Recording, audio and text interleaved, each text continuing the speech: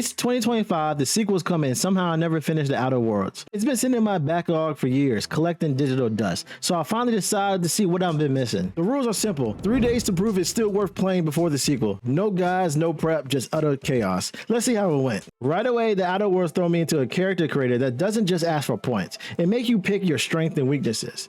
You can go high for insane bonuses, or just go average for balance, or my personal favorite, the below average for hilarious penalties. For this game, I try to make a Han Solo build, so I went high charm and high intelligence because I plan on talking my way out of everything, sprinkling in with some dexterity and perception for style. My background, I did cashier, which means my real life customer service trauma actually gives me a +1 to persuasion. For looks, I gave my guy a Kakashi style scar, except the game decided to put it on both eyes, so now I look like I lost a fight with a cheese grater. After making my build, I'm thrown to a cutscene where I meet the scientist named who wakes me up after a 70-year cryo sleep. Of course, soon as I wake up, he sends me on a mission to save the rest of the colonists from an explosive cell death. That sounds really bad, but before I can even settle in, I accidentally crushed the guy who was supposed to help me.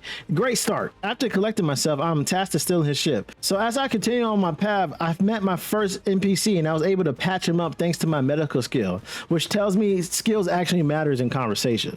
Then I unlock something cool called the tactical time dilation, basically space bullet time, and it instantly becomes one of my favorite tools for combat. When I made it to the ship, I met the ship's AI called Ada, who instantly tried to throw me out of airlock while we still being on the ground. The AI sarcasm level is maxed out, and I already can tell we're gonna be best friends. After owning the ship, I am tasked to go into Edgewater, which is the home of the space of choice. Soon as I get there, I'm tasked with collecting grave fees, fighting rogue robots, and finding hidden weapons behind the toilet. And it wasn't all easy, because in true hero fashion, I actually shot near an NPC, which turned the whole town hostile and ended up killing me. By the end of day 1, I got a sarcastic AI for a ship, a questionable build, a mission from Reed, the city leader, who wants me to cut the power of the entire settlement in exchange for my ship part. Oh, and I picked up my first companion, Pravi, and I apologize if I'm saying that wrong. Things are about to get really complicated. At the start of day 2, I realized companions in this game aren't just extra guns. They help add skill bonuses as well as special abilities on command. Before I can even start on that new mission, my new companion sent me to meet Vicar Max, a priest that's giving Mass Effect Reaper Coat vibes. He suggests diverting power to Edgewater and convincing the refugees to come back. Smart idea.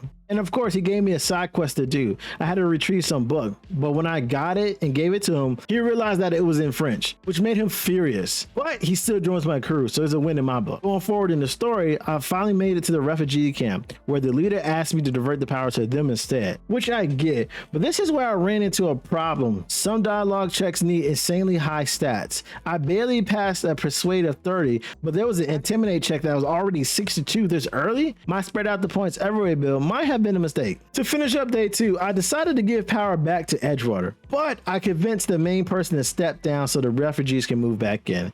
It felt like the perfect compromise until the refugee leader tells me that she's been fertilizing her garden with human corpses. Yeah, that's something you should keep to yourself, lady. With that, I get a ship part, a more dilemma burned in my brain, and one step closer to leaving this planet. Day 3 starts off bad because I found out that there was no romance in the game.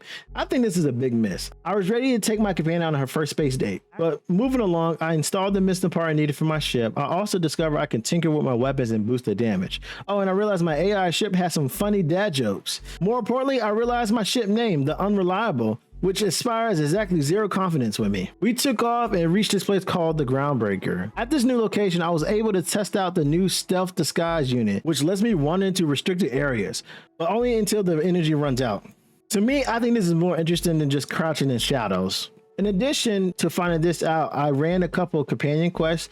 I met a robot chef that said some weird things. Oh, and I watched my first companion awkwardly flirt with somebody else. Then I met Ellie, and because I helped her settle her friend's debt, she joined my crew. It turns out my next main quest, I need 10,000 bits, which I absolutely do not have. That means I have to go to another planet to find some secret for this person to move along in the main story. And then before we leave, we actually met somebody named Felix. He wanted to join my crew, but I gave him an interview first. One of my favorite questions was, what was the value of pie? And he responded, delicious. Immediately, that was a win in my book. So after 3 days, The Outer Worlds still has some of the best writing and character work in modern RPGs.